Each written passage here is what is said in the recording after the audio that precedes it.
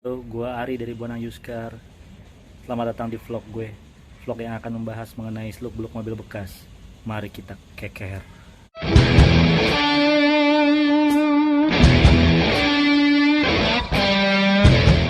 Assalamualaikum warahmatullahi wabarakatuh. Mari kita keker.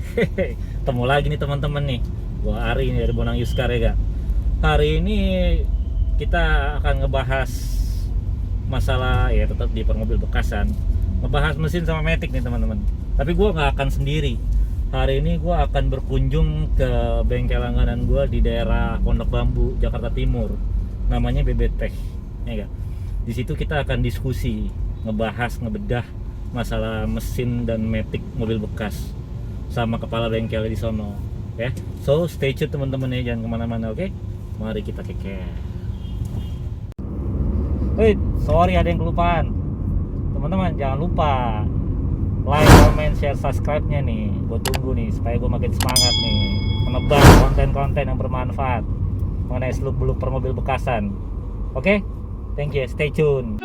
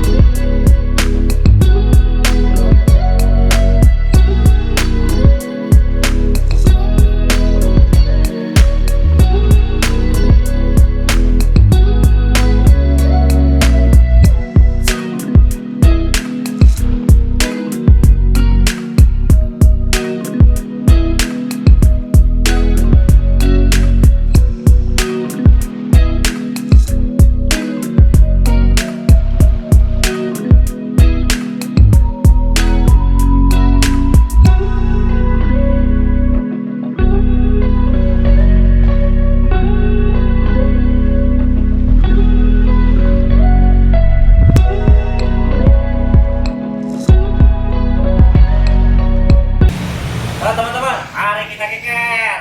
Ini gue lagi sama Mr. Jojo nih, kepala bengkel BBTech. Bengkel ya langganan gue sih, udah berapa tahun gue sama dia nih. Selalu benerin ke Bang Jojo nih kita ini. Nih Jim jago debus juga nih. Jo, apa kabar ya? Baik. Ini alhamdulillah ya. Sebenarnya gini yang Jo, ini gue juga mau nge-share ke teman-teman semua. Sebenarnya nih kalau bicara mobil bekas itu, gue kemarin di vlog gue sebelumnya udah ngebahas mengenai body. Sekarang gue mau ngebahas mengenai cara melihat mesin sama matic. Gimana sih caranya melihat mobil bekas yang mesinnya masih berkualitas, maticnya masih berkualitas, sehingga setelah beli mobil bekas itu nggak terlalu banyak dandan. Padahal kan intinya mobil bekas pasti ada dandannya lah ya, supaya mobil fisik dipakainya ya. Nah ini gimana sih tips-tipsnya supaya teman-teman tuh tahu lah istilahnya kalau cari mobil bekas nih mesinnya yang masih begini loh yang bagus, maticnya masih yang begini, cara gimana tuh?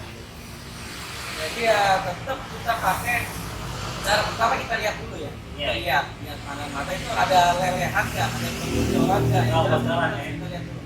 Di ruang mesin tuh ya? Di ruang mesin, baik di kolong ataupun di atas. Kita lihat dulu sekeliling ada bocor apa enggak di mesin atau di matic. Maticnya ya? Karena ya otomatis kalau udah bocor kan pasti udah ada masalah. Oke.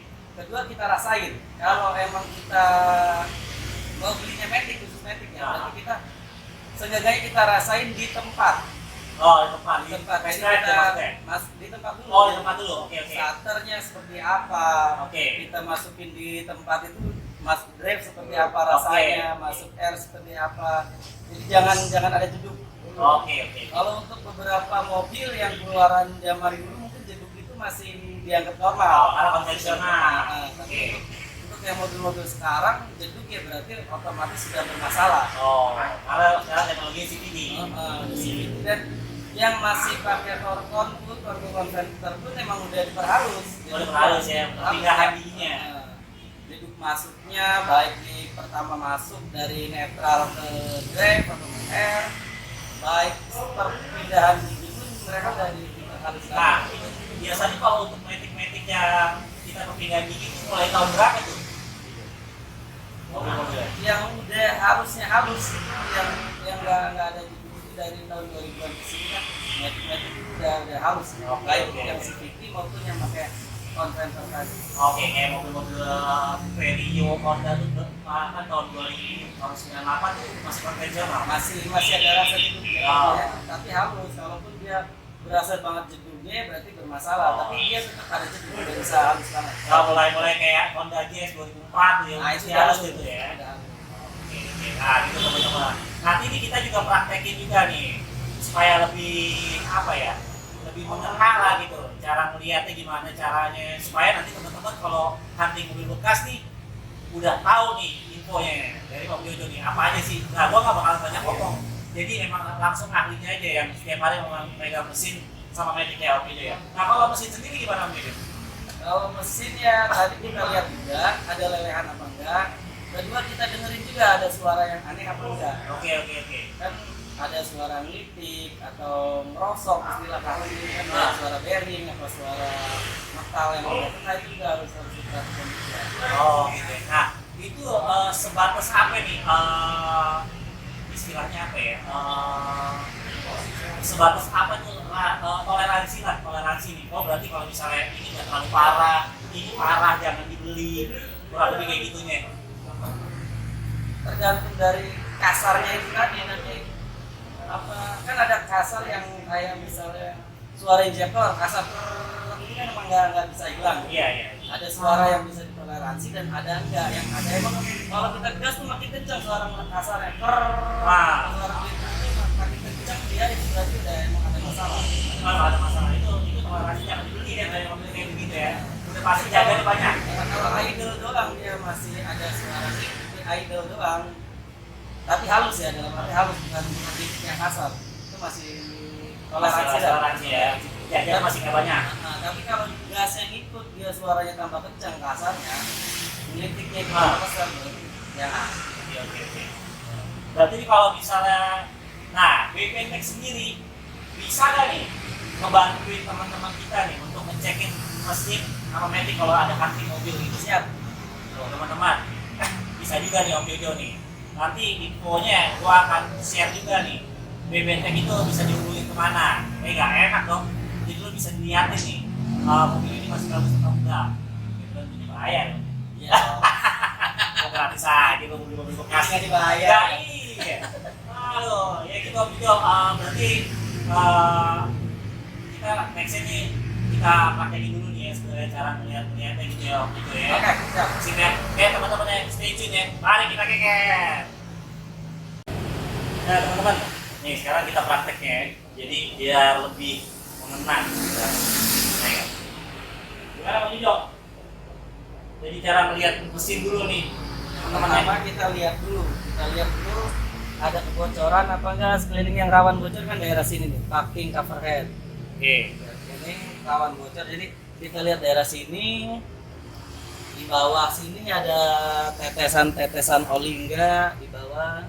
Pokoknya yang pertama kita lihat itu kondisi mesin kering atau tidak. Oke. Yang Masuk ke kolong ya. ya bagian kolong juga harus kita lihat juga ada tetesan oli apa enggak. Biasanya kan ada juga yang pakai cutter ya. Ya pakai ada. Kemudian bagian sekeliling itu juga kita lihat juga bocor apa enggak itu kan meminimalisir biaya. Oke ya. Oke. Jadi teman-teman, jadi ini kita meminimalisir biaya kita ya, dalam mencari mobil bekas supaya dapat mesin yang cakep. Terus apa lagi Om Jojo? Setelah kita pastikan kondisi mesinnya kering, nggak ada kebocoran, baru kita hidupin, kita dengerin suaranya kayak gitu. Stick oli gimana Om Jojo? Stick oli boleh juga kita lihat oli kurang apa enggak, ini kan kayak gini bagus aja, tetap di kondisinya normal, pas di hitam level apa enggak atas. gitu ya? Kondisinya masih bagus apa enggak? Kondisi, tapi kalau hitam makanya sih, kalau pasti hitam ya pasti hitam, yang penting nggak kurang atau Nggak kental kurang. banget. Oh, kental. Nggak terlalu kental banget atau kurang dari levelnya. Oke. Ada pengaruh banget ya. Nah, Terus di metiknya ya. kalau metik kita ngeceknya pada saat mesin hidup. Oh. Jadi kita ngeceknya pada saat mesin idle, hidup masih netral, baru kita bisa ngecek metik. Pun untuk beberapa mobil yang kalau sekarang kan udah nggak ada udah nggak ada level Oh, sticknya sinematik ya? Belum ada ya nomor. itu nggak ada. Di tahun sekarang itu nggak ada, hampir rata-rata yang CVT nggak pakai level. Nah, untuk mengetahui berarti bukan dari leveling tapi dari ngerasain gitu ya? Nah dari satu ngerasain, terus kalau memang untuk mobil kita berpakai sendiri ya ada baiknya setelah beli kita ganti, jadi kita tahu rekodnya dari awal. Siap. Gitu. Ini mau coba hidupnya dari mana nih? Ya, enaknya kita coba hidupin, kita dengerin suaranya. Siap. Kita nyalain ya.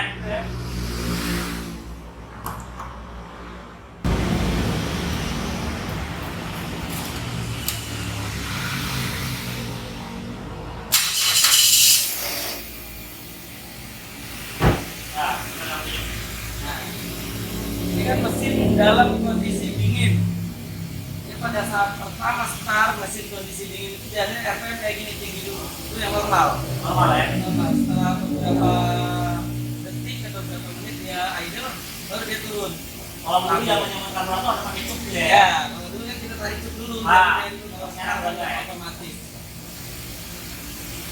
Ini kalau kita dengerin suaranya termasuk dalam kategori normal. Nggak ada suara yang aneh-aneh, kasar atau sebagainya, itu nggak ada. Ini dalam kategori yang normal. Lama-lama dia makin turun rasanya sampai ke titik didih temperatur mesin itu di 80 derajat, dia temperatur normal, RPM normal. Kan normal ya? Oh, ini nanti masih dingin? Normal. Ini udah normal. Oh, nah ini kita tungguin panas ya? Ya, pada saat pertama start kondisi mesin dingin itu pasti RPM idle tinggi dulu, baru setelah di suhu mesin sampai pada titik 80 derajat dia turun, idle normal. Terus untuk kita tahu untuk mesin apa kita tahu nggak itu perlu nggak sih? Kalau untuk kita tahu mesin, coba tolong Mas Edi. Untuk mengetahui ini mesin overhead atau enggak, cara standar yang kita buka tutup radiator. Setelah tutup radiator kita buka, baru kita nyalain mesinnya. Muncrat. Nah, kalau mesin normal dia nggak bakalan muncrat, airnya ke atas nggak bakalan. Kalau air udah muncrat ke atas berarti mesin udah overhead. Itu tanda-tanda mesin sudah overhead. Terus tadi stick oli juga memastikan bahwa nggak ada air ya, video ya? Ya, nggak ada air, warnanya tetap hitam normal gitu. Nggak ada kayak coklat Nggak susu. ada coklat susu. Iya ya. Itu menandakan ini kita campur air atau nggak? Jangan dibeli. Jangan dibeli. Itu pasti jajan. Wah, ya. Oke. Terus untuk ngecek transmisi matic hidupin juga, mesin hidupin masuk netral. Ya.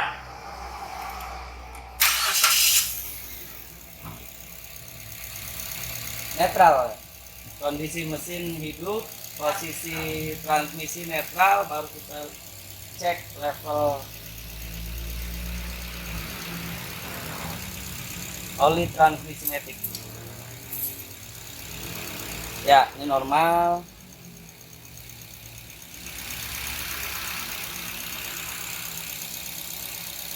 Jadi ngecek kondisi oli transmisi matic itu pada saat mesin hidup, mesin idle di posisi netral.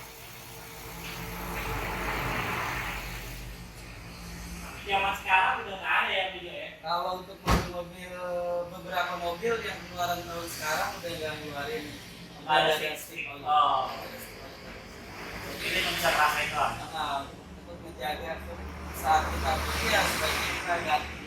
Tapi sih itu biar ngerasain di rumah atau nggak di dalam itu mesin merah gimana? Untuk ngerasain mesin kondisi magnetiknya masih bagus sama. Ah. Kita rasain di sini. Ya, coba.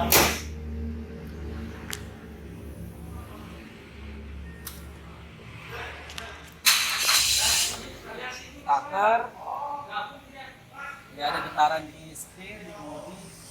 Kita masukin transmisinya posisi R normal, dia nggak ada jeduk, nggak ada berasa jeduk, Di D dia juga berasa ya? ke perut. Balik netral lagi, masukin ke D juga dia nggak ada jeduk, berarti ini mobil Masih bisa dipastikan masih normal. Tapi untuk lebih memastikannya lagi kita tes drive. Oh, siap.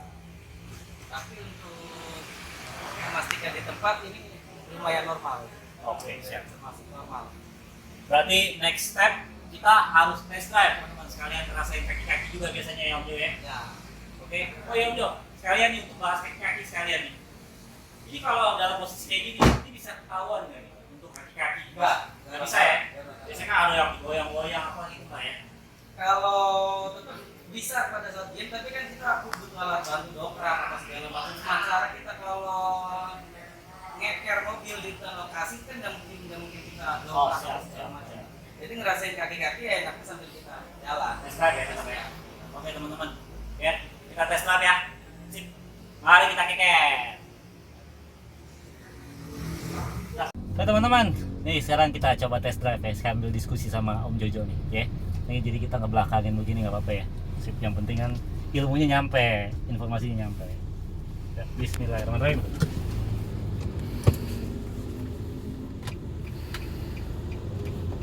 Nah, gimana nih Om Jojo? Ya, untuk mobil Livina yang CVT ini kan udah CVT ya? Udah CVT betul. Udah CVT berarti kita ngetesnya di hentakan pertama. Jadi pertama itu kita bejek sebisa kita. Jadi gua ini bijak nih. Bejek. Jadi ini kan masih halus nih. Ini halus berarti mobilnya masih bagus. Karena kalau CVT, penyakit CVT Livina khususnya itu hentakan pertama dia ada gregel. Kalau udah CVT udah bermasalah itu Dredredredredred gitu ya. ada dredeg, ada dredegan. Berarti ini normal nih ya? Normal. Terus perpindahan giginya ya halus gitu, lepas. I see. Gigi mundur pun juga gitu ya, betul nanti. Gitu. Biasanya ngejedak. Karena khusus penyakit yang CVT ini gredeg di setar pertama, di angkatan pertama itu dia gregel, ada gregel. Ada gregel kayak gitu ya. Nggak smooth gitu. Nggak smooth ya. Berarti ini masih normal nih. Masih normal. Jadi untuk ngetes Livina yang CVT jangan diayun. Jangan diayun setar pertama itu kita gentak dulu. Kita gentak ya, langsung ya. Kita gentak langsung. Dia ada gregel kalau nggak ada berarti dia masih normal. Masih normal. Karena banyak keluhannya itu di gigi pertama. Berarti teman-teman udah jelas nih beli Livina yang ini nih yang sekarang gue pakai nih, lo bisa cek nih di IG-nya Bonang Yuskar ya kan, harganya nih. Berarti mobil sehat nih. Gitu. Ya. Ini masih halus. Angkatannya halus, perpindahan giginya halus. Berarti mobil ini sehat. Sehat ya. Terus kaki-kaki gimana ya Om Jo? Nih. Kaki-kaki baiknya kita lewat jalan yang agak rusak ya. Bergelombang, agak keriting karena di saat jalan kalau polisi tidur kadang-kadang nggak berasa gredek, tapi di jalan keriting itu pasti kelihatan semua. Apakah kita rasain di setir ada getaran di setir, ada suara yang aneh apa enggak, suara letok-letok gitu yang berasa ke setir apa enggak. Suara misteri gitu ya biasanya ya Om Jo ya. Om Jo, kita bicara kisaran harga nih Om Jo. Kalau kita bicara beli mobil bekas, sebenarnya range yang normal itu yang kita keluarin setelah kita beli mobil itu berapa nih Om Jojo? Maksudnya budget untuk servis. Yes. Budget untuk servis sebenarnya mau mobil sehat apa enggak?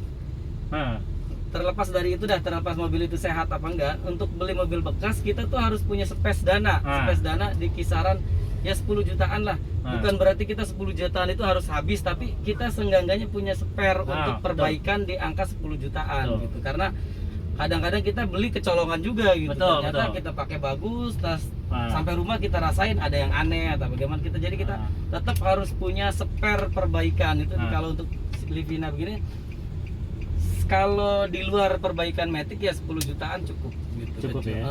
Biasanya untuk ya misalnya mesin ganti oli segala macam itu kan kita harus ngeluarin dana sekitaran segitu. Kalau segitu ya. Tapi biasanya kalau semini-minimnya taruhlah mobil ini sehat deh, antik deh gitu ya. Itu biasanya di bawah 5 juta sih masih. Di bawah 5 juta. Berarti kan kita hanya mengeluarkan untuk perawatan bukan perbaikan. Jadi ganti oli, mesin, matic, tune up. Itu paling kisarannya sekitar 2 sampai 3 jutaan. Jadi budget itu adalah untuk perawatan ya, untuk perawatan bukan perbaikan. Supaya kita juga tahu nih dari start dari kitanya ini perawatan pas kitanya itu ketahuan ini ya kilometer. Kita mulai dari nol kalau kata tukang bensin. Iya benar. Jadi jangan salah kaprah juga ya Om Jojo. Mobil bekas sehat itu bukan berarti kita gua nggak mau jajan sama sekali, nggak begitu juga. Enggak. Namanya kita beli mobil bekas, ya tetap kita harus punya spare dana untuk perbaikan tetap gitu. Siap. Jadi jangan nanti misal kita punya duit 60 juta, kita beli mobil yang harga 60 juta ya babak belur kita nanti. Wah, itu dia. Jadi tetap kita harus Batas punya toleransinya itu ya, iya. segitu ya. Berarti ini mobil bukannya rusak, Dan rusak. tapi memang perlu perawatan. Perlu perawatan dan itu pun untuk kenyamanan kita yang make nanti. Oh, untuk Kenyamanan, ke depannya supaya nggak ada masalah ke nggak ada depannya. masalah ke depannya, dan kita tahu historisnya itu ya. Ya. Walaupun sebenarnya service record itu ada jelas. Kadang-kadang ya kita jangan terlalu percaya sepenuhnya dengan apa yang tertera di sini. Kadang-kadang kan mungkin kalau itu kan namanya tulisan tangan, nggak ada jaminan juga Betul, mobil itu ya. terawat apa enggak. Oke. Jadi lebih baik emang kita yang ngerawat sendiri. Begitu beli kita beli mobil, masuk di bengkel. masukin bengkel, kita lakukan pengecekan dan perawatan. Nah, disitulah pentingnya juga bengkel yang terpercaya, teman-teman. Ya nggak? Ya. Ya kan, ada juga yang bengkel ya, maaf ya dalam tanda kutip ya, bengkel tipu-tipu lah ya. Jadi lo sebenarnya nggak rusak, dibilang rusak lah, nggak perlu diganti, dibilang diganti lah. Nah itu teman-teman ya, boleh dipakai nih BBTech nih di Om Jojo nih. Di mana Om Jojo, alamatnya Om Jojo? Kita ada di Jalan Pahlawan Revolusi nomor 10 Pondok Bambu, Jakarta Timur. Wah siap. Jadi beli mobil bekas bisa dicekin juga sama Om Jojo, habis itu langsung dirawatin dulu di situ supaya kita tetap sip pakainya. Ya. Ya enggak? Nah, sekarang kita cari jalanan agak rusak nih ya Om Jojo ya, supaya kita geruduk-geruduk ya. Ya. Ya stay tune ya teman-teman. Ini depan ada polisi tidur nih teman-teman nih. Kita coba dulu tes nih. Kita bablasin ya. Bantingannya di polisi tidur. Kita bablasin. Oh, aman ya Om Jojo ya. Aman. Wah, ini jalan, oh ini lumayan nih. Lewat sini. Ya, halus teman-teman nih. Ya, tadi kita udah ngelewatin jalan yang lumayan keriting dan halus, nggak ada suara yang aneh. Nggak ada suara misterinya ya Om Jojo ya. Jadi suara geluduk-geluduk itu kadang-kadang di mobil ada, tapi itu bukan berarti rusak. Yang suka rusak itu yang suaranya geletak-geletak, ada beradu besi sama besi gitu, bukan karet, bukan karet. Tapi Kalau itu sebenarnya perawatan ya Om Jojo ya. perawatan juga. Namanya kita beli mobil bekas kan pasti ada masalah di terot, long terot, kayak gitu-gitu kan pasti ada ball joint dan segala macamnya. Tapi itu juga toleransinya sebatas apa ya Om Jojo, misalnya harganya mungkin kita mesti lebih murah walaupun kita ngeluarin untuk budget perbaikan gitu ya Om Jojo ya. Makanya yang saya bilang tadi, beli mobil bekas kita juga harus punya spare dana untuk perbaikan. Karena kadang-kadang kita ngetes di jalanan yang lumayan bagus, begitu kita bawa pulang jalanannya agak keriting, baru terasa gitu. Terasa, dan itu hindari hal-hal yang kayak gitu deh. Itu perlu juga ya Om Jojo untuk nanti buat nego nanti ya biasanya Kita test drive, kita rasain mobilnya, baru kita bisa tahuan ini rusaknya apa, kita nego. Ya siap Om Jojo. Gitu. Oke nih Om Jojo, apalagi ya? Oh iya Om Jojo, satu lagi nih Om Jojo. Sebenarnya itu kilometer tinggi dan rendah itu penting gak sih Om Jojo? Kita bicara mobil, bahwa mobil yang KM tinggi udah pasti nggak bagus, nggak terawat, nggak juga ya Om Jojo? Nggak juga. Sebenarnya kilometer tinggi atau rendah, kilometernya tinggi kalau dia terawat dengan baik ya nggak ada masalah. Nggak ada masalah ya? Justru banyak juga mobil yang jarang dipakai, begitu kita pakai rusak gitu. Banyak juga yang kayak gitu. Jadi kembali lagi ke perawatan, kalau untuk itu kembali lagi ke perawatan si usernya tadi, si pemilik mobilnya. Masuk interior mobil dan lain macamnya ya, Jojo ya. Berarti jam terbang tinggi belum tentu mobilnya jelek gitu ya. Belum tentu mobilnya jelek. Selama dia perawatannya masih teratur, normal, dia nggak ada masalah. Nggak ada masalah ya. Tinggi. Siap Om Jojo. Kalau gitu Om Jojo, thank you banget ya Om Jojo informasinya. Oke, sama-sama, terima kasih. Jadi teman-teman, nih walaupun ngebelakangin gini, nih sekalian aja gue tutup dan mobil bekas itu sebetulnya kita harus siap juga untuk ngeluarin budget intinya ya, kesimpulannya ya. Tapi bukan berarti mobil yang kita beli itu sebenarnya rusak, tetapi kan mobil dipakai pasti ada perawatannya ya. Ada untuk berkalanya gitu ya, untuk kenyamanan dan keamanan kita sendiri pemakainya. Nah, pengetahuan yang kita share ini adalah untuk meminimalisir biaya, supaya nggak terlalu besar. Jangan terlalu besar pengeluaran perbaikannya. Nah, untuk dapatkan mobil yang sehat gitu ya Om Jojo ya, cara-caranya ya. Oke Om Jojo, thank you banget Om Jojo ya. Sampai ketemu lagi ya teman-teman ya, kalau gitu ya teman-teman ya. Sampai ketemu di vlog gue selanjutnya ya. Oke, mari kita keke.